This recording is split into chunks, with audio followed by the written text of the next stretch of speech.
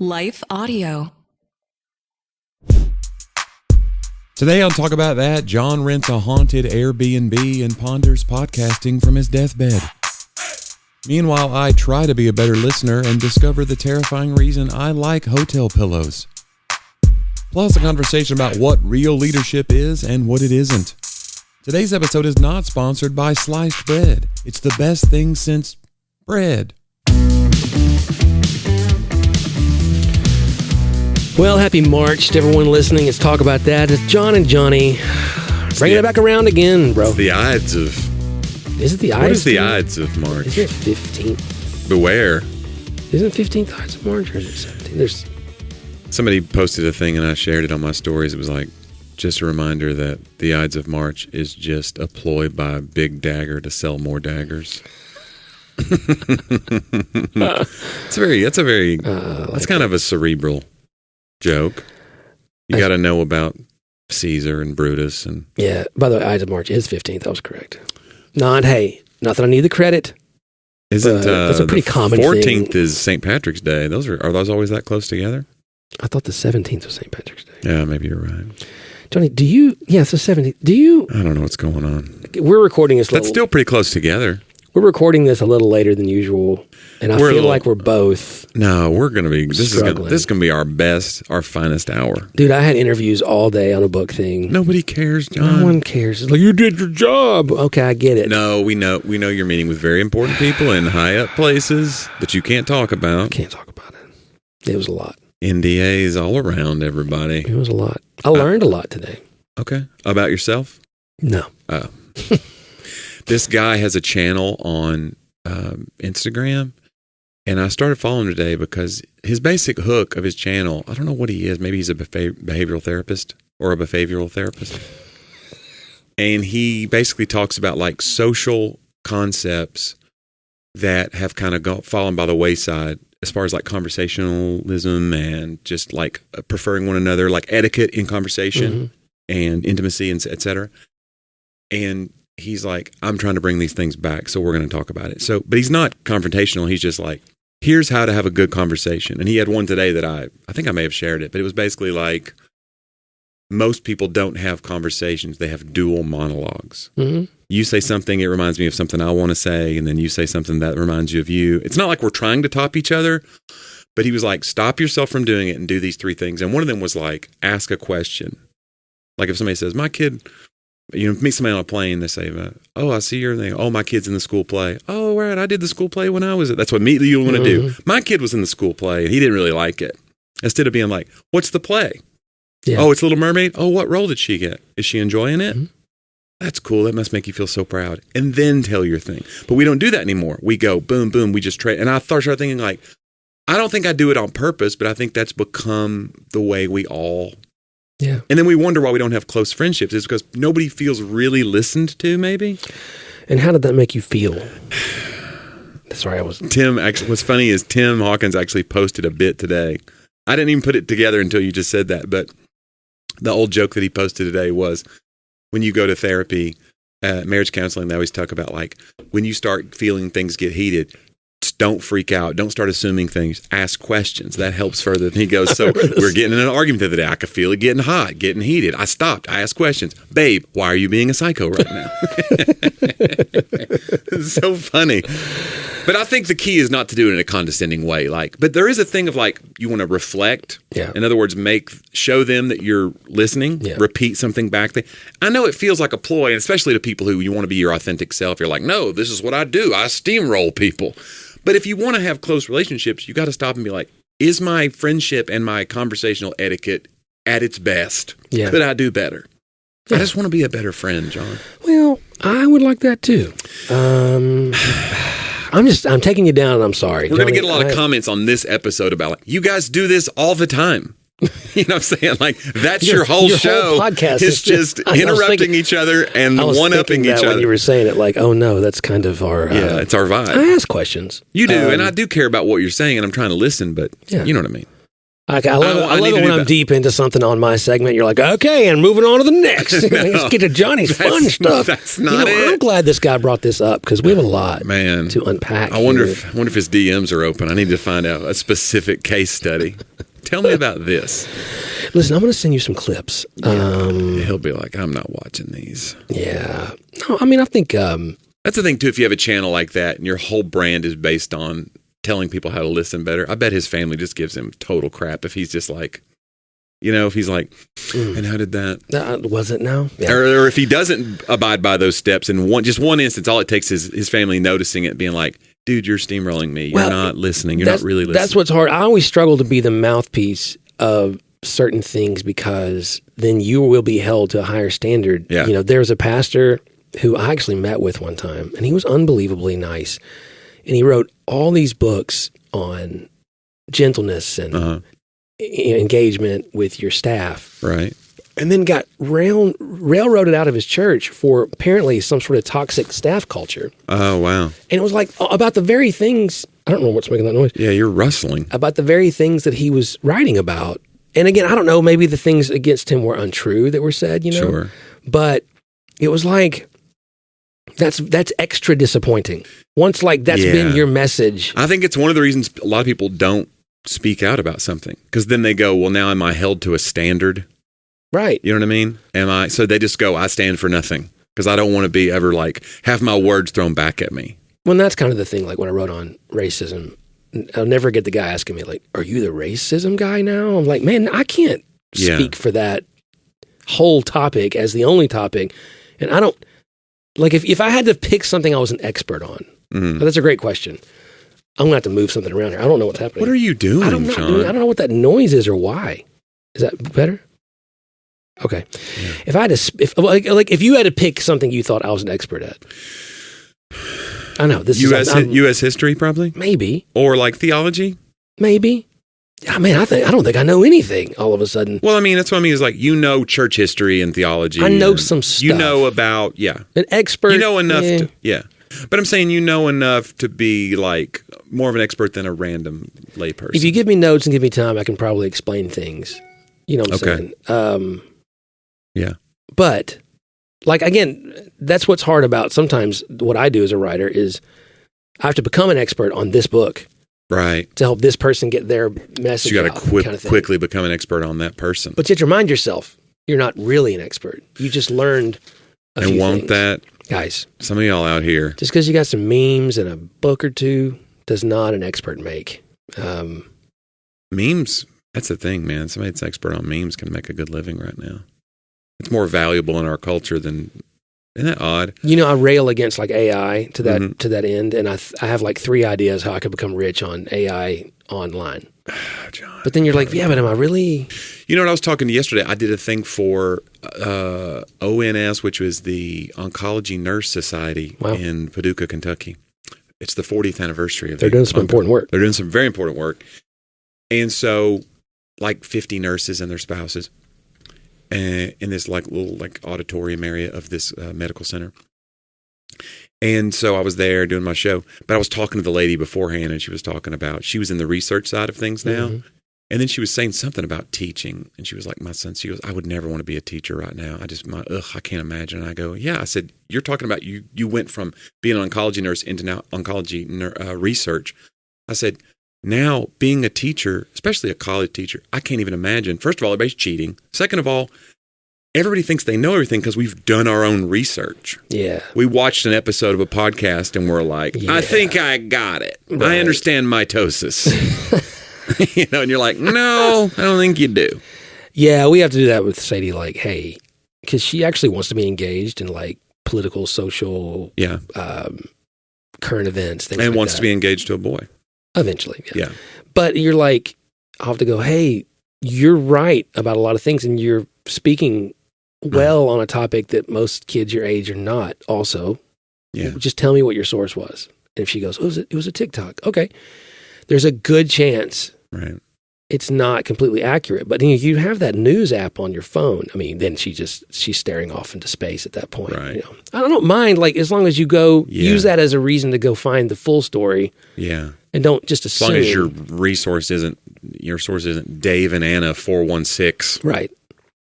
Which, I mean, they're good. And they are. I mean, I've learned so much. Oh, it's a think tank over there. But the deal is, though, it's hard because even the videos you can't trust now. Yeah. I saw the video clip, though. I saw the guy say it. Well, maybe he didn't. Oh, boy. Maybe this is not happening right now. I don't believe our eyes. What if our podcast is not? What if we've been phoning it in with AI, phoning it in? Or phoning it in. Phoning it in with AI. Which that's what fake is. We're phoning it in. Guys. John, you know what's not fake? What's that? I have a feeling. I think I do know. Well, we hope so anyway. A few words now from our advertisers that help us keep the lights on here. Talk about that. Let's hear a few.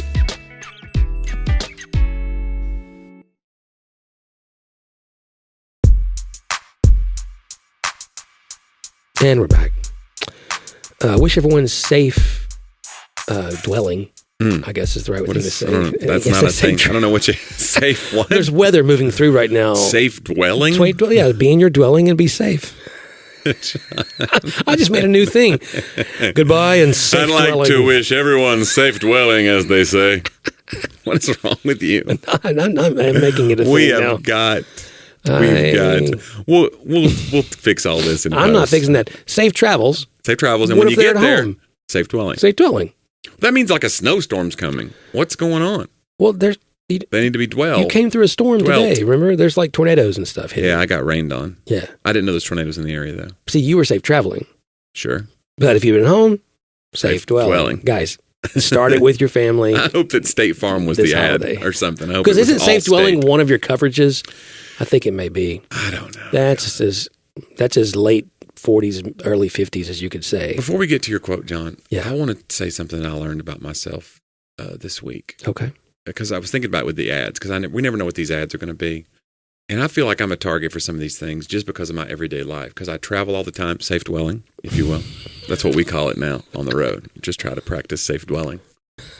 And I stay in a lot of hotels. Now, I know that when Laura was on the road a ton, y'all ended up buying the mattress from the hotel, right? You bought like the same mattress that she loved in the Marriott's. Yeah. Because I remember you telling me about it, like, oh, it's the best mattress, and we bought it, and it's $1 million. And I go, well, it must be nice. Yeah, I don't remember it being... Okay, so I am a big fan of like the pillows sometimes in a hotel that I stay in. I'm like, these pillows, if I had this pillow, you know. They're always so thin to me. No. But some of them are good. Like some pillows, I agree. But sometimes you go to a hotel and you're like, hey, man, this is a... And sometimes there'll be a tag on it. So I stayed at whatever JW Marriott hotel, and they were like, order this pillow at blah, blah, blah. I was like, I'm on it. So I did. And that was like 4 or 5 months ago. I get the pillow. I immediately hate it. And I was like, this is not the same pillow. It's not. And I had a thought this week, and I think I know why I like the pillow. And it really disturbed me. Okay. I think I need a pillow that's been compressed by 1,000 strange heads. Oh. I think that's what's going on with that pillow. It's just not been slept on by weirdos. And compressed and like worn out. Like it's the one thing in our life that it's kind of like the pillow was broken in for me. And I think that's what I like. But I buy a new one, I hate it. Oh. What other thing can you think of that you would buy a new one and you go, it's not as good as this used thing? Like imagine if you bought clothes and you're like, oh no, I need someone to break these jeans in. Well, this is the thing with like shoes and boots. Like boots really do. Like you'll get blisters. You can't just wear your boots out the first night. You got to figure out a way to rustling cattle and you got to have broken in. Go boots. down on Broadway. You think your boots scooting in these? You're going to get blisters for days. No, I take my own pillow. Yeah. It rolls up into it's a square foam pillow. Yes, and it rolls up, and I have a little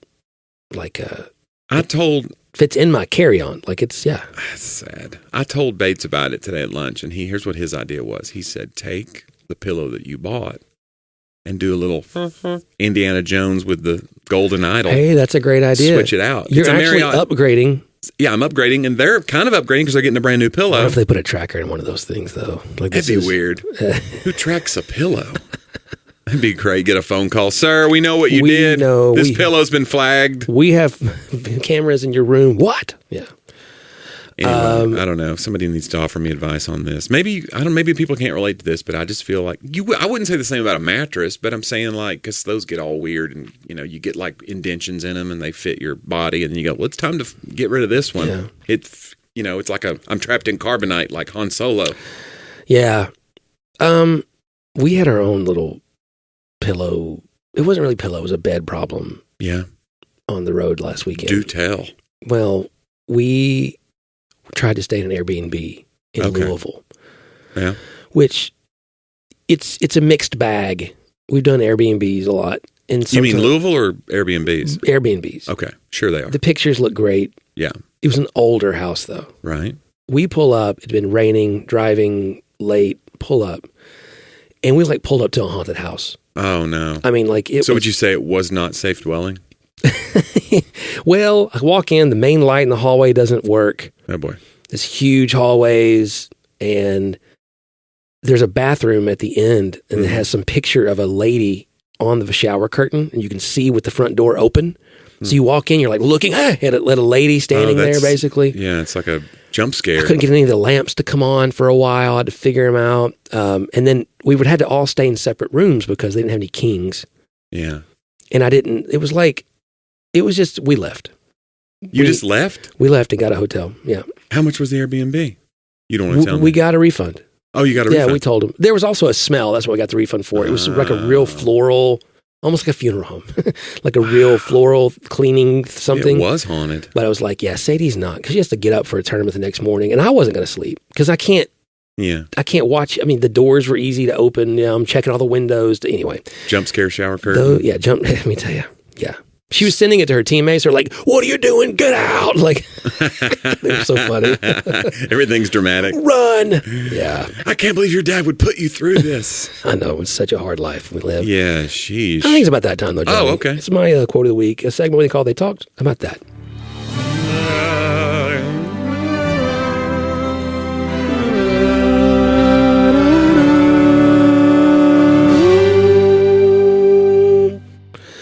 John Kenneth Galbraith was 1908 to 2006. Lived almost 100 years. Okay. Canadian-American economist, diplomat, public intellectual. I want to be a public intellectual. Well, right now I'm sort of a private intellectual, which means I'm not intellectual at all. Who spent much of his career as a professor economist at Harvard. Okay. He was doing okay. Yeah. My guess is, yeah. Anyway, he was also a U.S. ambassador, all kinds of things. He said, all of the great leaders have one characteristic in common. It was the willingness to confront unequivocally the major anxiety of their people in their time. This and not much else is the essence of leadership. Wow. To confront unequivocally the major anxiety of their people in their time. As I was writing, part of this really hit me. I can't talk much about what I'm writing about, but I am writing for people who were leading in government during the pandemic. Mm-hmm. And their experiences versus our experiences here, even at church, or our personal experiences. I was blown away by, and one of them even said today, you just can't know until you're in that chair. Yeah. There's just things you can't explain about what it feels like or whatever when people are depending on you. You have this job to do, especially if you've been elected to do a job. And I think when you look at leadership today, and I think this can count for church or government or wherever, do we feel today that our number one priority is to deal with that major thing, right? So the pandemic made us have to do it. Yeah. But you feel Tennessee State Legislature is in session right now, and there are bills that people are putting forth that are absolutely just for the purpose of getting articles and posts. Yeah. They're never going to pass. Right, it's performative legislation. It's just grandstanding for your base. So that, you can hopefully get elected again in 2 years. But they don't help anybody. Right. There's some hot button issue that really are not even that hot button. It's to draw a circle and leave people in and out. It's a weird... Yeah, it's grandstanding. Yeah. And you just go, actually, we have a lot of things we need you to actually lead on. We have anxiety. Right, we've got anxiety. There's some major things happening. We need you to show up and lead on those. And to do that, and that's what we're talking about today some in the interviews, it's not popular when you have to make a call that is going to make someone. Was it Bobby Kennedy said that, I can't remember the exact percentages, but he said something to the effect of 20% of the people will disagree with everything you do all the time. Yeah. Like no matter what you do, 20% of the people are gonna hate it. Yeah. If you're gonna actually lead. You got to be okay with that. Yeah. And you can't be, so it's like this way of caring about people without only living to please them for the sake of what it brings you. To the point of, I think a real leader will lead to the point if it leads them out of their position, but it was what was best for the people. And I think that's a hard one these days in the modern world. Maybe it was always hard. But yeah, because you're always afraid of being accused of being like a wishy-washy person. If you were to be like, I have more information now. Yeah. And so that would be like, it used to be that would be political death. Now I don't know. I don't even know if we have political death anymore. Yeah. Like we don't have moments where like, aha, there's no aha. We just go, yeah, I still like him. Right. I'm still voting that way. He's better than the other guy. And you go, is he though? Yeah. He showed you what he was. Yeah. I don't know. It doesn't matter. But yeah. It does let you know the power of the negativity bias we place towards opponents with boogeyman language, Right. And again, someone the other day I was talking and they were like, I won't say which party. They're like, you sound like it. And they named the party. Mm-hmm. And I was like, that I'm not. And I was like, well, who told you that if someone has this one small viewpoint or nuance, really, it wasn't even a viewpoint. Like I'm just giving a nuanced take that automatically that person has to be this. Yeah. But there's power in that because if you make them afraid of that, right. then it doesn't matter what you do anymore as long as they're more afraid of that than they are. Yeah. I call it like making somebody bite-sized. You just like take them down to like this, like they can set you aside and be like, that's what you are. They make you bite-sized. Yeah. They just go, I don't have to deal with the whole person anymore. Okay. We're good now. Yeah. Arbinger Institute's book, The Anatomy of Peace, talks about that being objectifying, make someone into an object. If you can call them something like stupid or idiot or woke or right winger or whatever, pick your poison. If I can put a label on you that's not Jonnie, right? Or you're a dad or you're a husband, it dehumanizes you. And then I know that dehumanizes even I think we've heard that so much with so many accusations of, quite frankly, accusations and using terms that most people don't, I don't mean this because they're dumb, but they just don't fully know exactly what a fascist is or exactly what a socialist is or but I can just throw that on you. And there are some that call their opponents both. Right. You're a socialist and a fascist. It's like, well, it's kind of hard to be both actually, but right. And that's true. And then, I mean, we went through a lot of times too, where everybody was being called a racist for a long time too, saying that there was a lot of that unfair too. You know what I'm saying? Like, like trying to have a take on something and everything was like, I'm going to be called a racist for this or whatever. Well, and everything, again, the people that when I was writing Not So Black and White, when you're really talking to people actually doing good things in those spaces, they don't consider everybody a racist, right? It comes to a place of the accusation's easier than working together. Now, there are people that choose, whether it's sexist or racist or whatever, ways of being in their response, even now, to defy the label. Right. Oh, I'm not scared of you calling me. Oh, sure. No, anymore. There's actual blatant racism out there. That's why I think it's so important to be careful about throwing that term around. Right. Because if everybody is, then when you need someone to actually be, it just feels like you're the boy who cried racist. So, it's a weird fable. It's an old fable. It's a great quote. I like it, John. Let's do my segments. Let's start with old jokes. We call it joke about that. What do we call it again? That's your easiest pitch of the whole show. John, after attending ethics training, Bob went up to his boss. Boss, he said, that ethics training has me feeling bad about us doing product testing on animals. The boss replied, but Bob, this is an accepted practice, and many shampoo and cosmetics manufacturers test their products on animals. Bob responded, yes, but we make hammers. That's dark. That's really dark. John Bono and The Edge walk into a bar. The bartender says, not you two again. Okay. Sorry. Yeah. And finally, John, a young man. These are a lot of walk-in to places. A young man walks into a supermarket, buys a bar of soap, a toothbrush, toothpaste, a loaf of bread, a container of milk, 2 boxes of cereal, and a frozen dinner. The girl at the cash register looks at him and says, single, huh? The man replies very sarcastically, how'd you guess? She says, 'cause you're ugly. By the way, I had an idea. Yeah. It's not quite a segment. Yeah. But occasionally... Is it called Because You're Ugly? I come up with a really stupid punchline. Yeah. And I need you to write a joke. A joke to make around it. Funny. Huh. In the moment, though? No, that could take you a could minute. take some time. Yeah. But, like, I want a joke Right. that the ending is Pontius Pilates.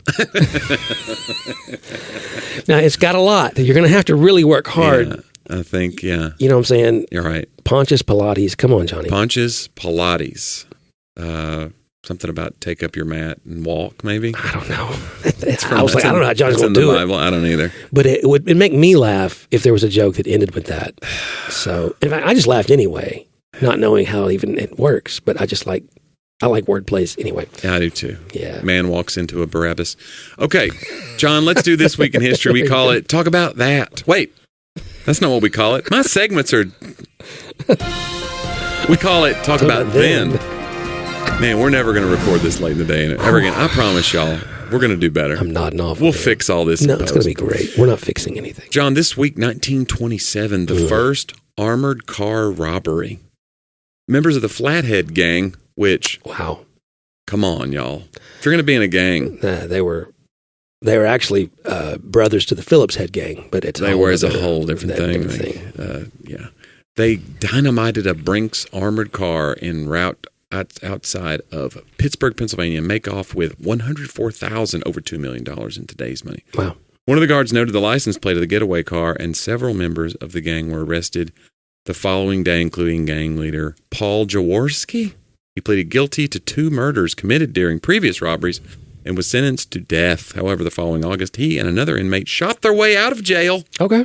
Wounding 2 guards in the process, blah, blah, blah. Jaworski was executed in January of 1929. I wanted to think about that. This makes a list because I was like, how did they get guns in jail? Yeah.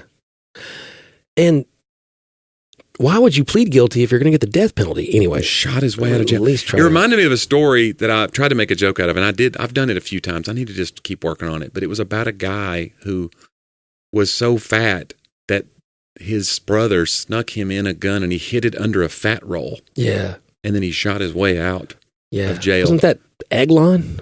It was a thing. No, that's from the Bible. You're right. That's one of the judges, or the king, the evil king in the book of Judges. Yeah. But it made me think, like, was he fat before? That's the part of that. Did he get that fat? Because this was the plan. Jail, right? Like he calls and he goes, tonight's the night. And he goes, I'm not fat enough. And then come back in 2 years. And then my punchline was, that's the kind of guy that when you're sneaking in the cake, with the file inside of it is actually another cake. Because you're just trying to, it's so dumb. That's good. And then I think somebody gave me the tag, you should see where he put the getaway car. It's ridiculous. That's good. Anyway, all right, John, this week 1888, the Great White Hurricane, which was my nickname when I was fat. One of the most famous snowstorms in U.S. history. It killed 400 people and created a 50-foot snowdrift. Wow. It lasted for 4 days with snowfalls up to 58 inches in Saratoga Springs, New York. The destruction of telegraph lines led to their being placed underground in the future. So, and I had underground power lines in my neighborhood. And it's one of the reasons the ice storm did not make us lose power. Wow. Underground power lines. Fancy. I didn't think they did that anywhere in Tennessee. What, underground power lines? Yeah. Evidently, it's in my subdivision, there's underground power lines. Can't hide money. But it still could have been affected by one of the major transformers that was connected to it, I guess. Right. If it had been enough on the grid damage, you're still on the grid with somebody. But for now, until I get my own, Would you cover the back of your roof with solar panels and get off the grid? I don't think so. I think the thing about solar and maybe I'm just being uneducated about it. I'm not an expert about solar, but you just read these things that say like they take so long to pay for themselves, and then the panels are outdated by the time you get to that. Oh yeah, it's like a whole thing. It just needs some more work, right? We're not there yet. I had a quote one time. It was $60,000. Yeah, and I was like, do you know, for you to save me say $200 a month? Yeah, you know how long it would take for me to make up the cost of this? And then yes, the equipment is horribly expensive, and then it gets outdated. It becomes whatever you call it. Obsolete. I did it anyway, but yeah, he did it because John's like I got to get rid of this $60,000 somehow. I'm laundering money over here. John, born this week, 1971, Tennessee's own Jonnie Knoxville. Okay, born in my hometown. Actual name Philip John Clapp, PJ Clapp. That's a good change. Yeah, it was a good. His change. dad ran the Clapp Automotive. He was an auto repair shop. They didn't call it I can't. Clapp, CLAPP, Clapp. American stunt performer, actor, producer, screenwriter. He's best known as a co-creator and star of MTV reality stunt show, which will go unnamed because everybody knows the name. And will it get us censored? I don't know. We're on live audio. But you know the show if you know Johnny Knoxville. And its subsequent movies. He's out there still. He's doing Fear Factor now. Yeah, he's doing the reboot of Fear Factor, which who could be a better choice than Johnny Knoxville? He let his hair go gray, which I admire. He's just like, you know what? I'm going to be an old guy that's doing this weird stuff now. Yeah. It doesn't... when you see an old guy doing crazy stuff, it is a little more jarring. You're like, this feels like it's time to should know better. Break a hip. Yeah. Be careful out there. Also born this week, 1948, James Taylor. American Grammy-winning singer. You've Got a Friend, 1971 number one, and Grammy. And he wrote the lyrics for Fire and Rain. I didn't know all of this, but he wrote the lyrics for Fire and Rain after his friend Suzanne Schneer committed suicide by jumping in front of a New York subway train in 1968. Wow. Did you know this? No. Think about the lyrics. It says, he was in London recording at the time. His band members did not tell him of her death until later so as not to distract him from the recording sessions, which that's kind of a tough decision, but I'm not sure. The lyrics to Fire and Rain, just yesterday morning, they let me know you were gone. Suzanne, the plans they made put an end to you. Yeah, I've seen Fire and Rain. I've seen Sunny Days that I thought would never end. Carole King, I didn't know this part. This is kind of a fun footnote. Carole King wrote her song, You've Got a Friend, in response to the line, I've seen lonely times when I could not find a friend. And then he ended up recording that. Wait, so You've Got a Friend's not his You've song? Got a Friend was Carole King, but she wrote it for him in response to... Wow. And she recorded it as well. Do a line from Fire and Rain. Yeah, and that's kind of a fun musical little friendship and kind of somebody reaching out and saying, again, it's active listening. It's conversational. It's like... It's kind of like how Pontius Pilates is going to be your best joke someday. And you were like, you won't believe how this came about. John, this week, 1894, Coca-Cola was first served in bottles. The soft drink Coca-Cola was invented by John S. Pemberton in 1886, who called it, quote, esteemed brain tonic and intellectual beverage. Again, these are good changes. Good change. Good change. It's all like, hey, can I get one of those? Can I get a 6-pack of the old esteemed brain tonic and intellectual beverage? 6-pack. Isn't that awful? But yeah, so I'm a big fan. I'm a big fan of Coca-Cola. You're a Coke Zero man, but I'm not. I would either want a regular Coke, which I haven't had in ages. No. Because I can't do it. I'd be 300 pounds again in no time if I drank as much Coke as I drink Diet Coke. I'm a Diet Coke man. Even though I know it's just full of chemicals, but come on.